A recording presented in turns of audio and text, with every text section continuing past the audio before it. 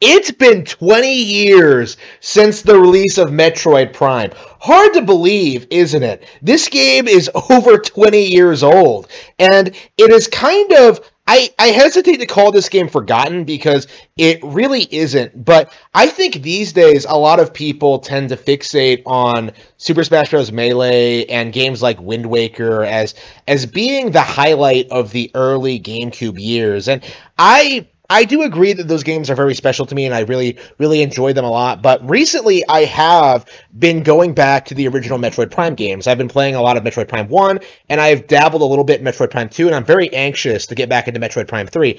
And it's very surprising to come back to this and kind of experience this as an adult, because this is a game that I didn't really care for all that much when I was growing up. I played through it for the first time, and I thought Super was better, and I just kind of moved on to the sequels and kind of understood where the backlash was coming from. When I saw game journalists talking about how this game was underwhelming and how there were games on other platforms that were better, I initially believed it. Like back in the day, like before I had played Halo, before I had played like the games that it was directly competing with, stuff like Half-Life, like I reasonably thought that there was a good chance that those games might be better. You know, when people talked about Halo, they talked about the story, they talked about like the cinematics, they talked about like the gameplay, they talked about uh the more militarized aspects. They talked about like the having a real conflict. They talked about the multiplayer. They talked about like the co-op, like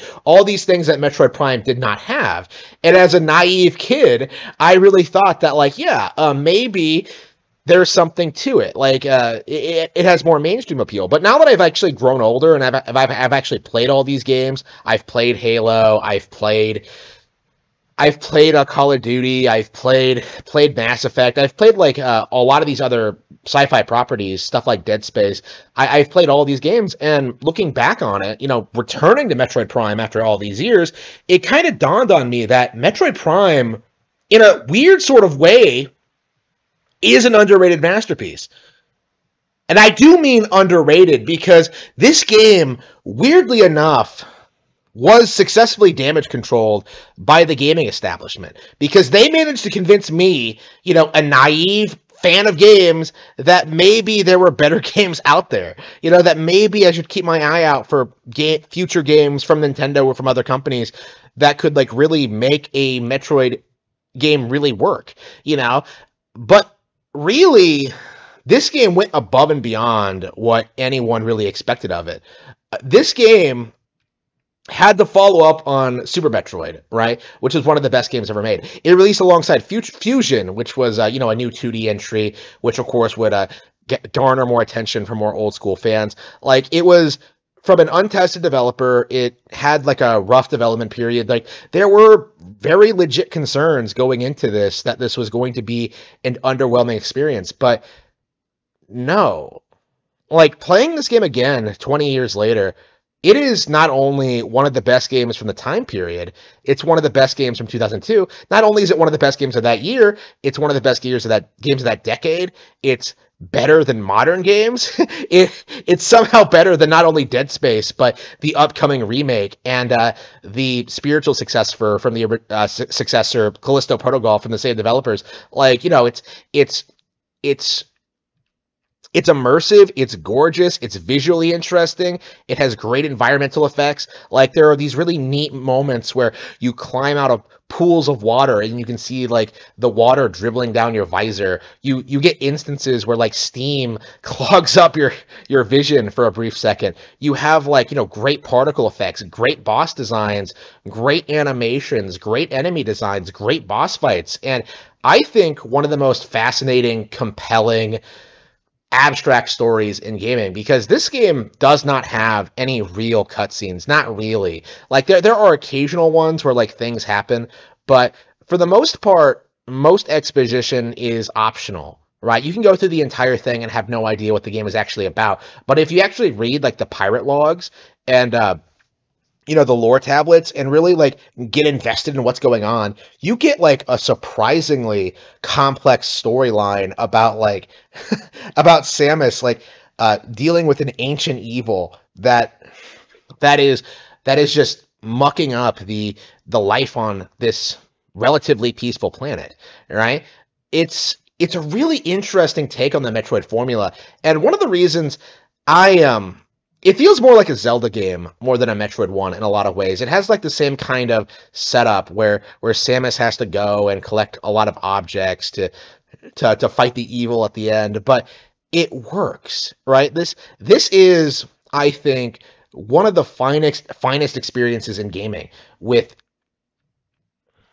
that never lets up on its high quality, never lets up on its quality, just delivers on in all sorts of ways.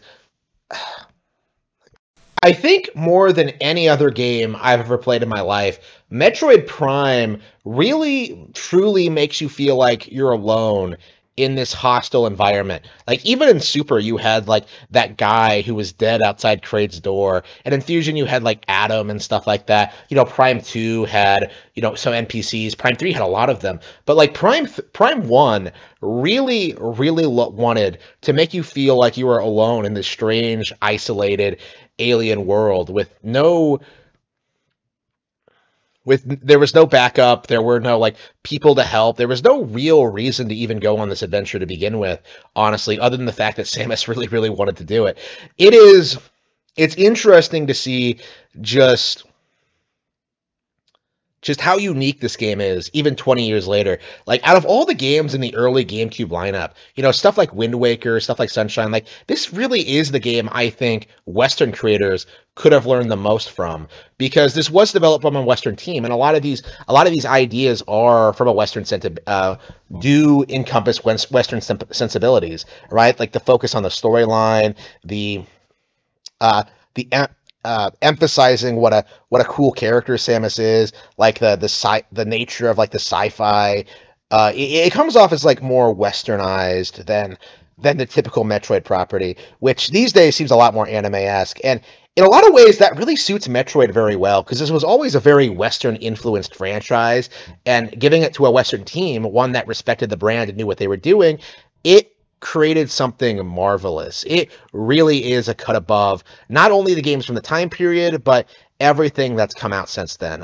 My most recent playthrough has been an absolute treat, and honestly, looking back on it, this probably is one of the best games Nintendo has ever produced, and one that I wish got a lot more attention and respect from the community.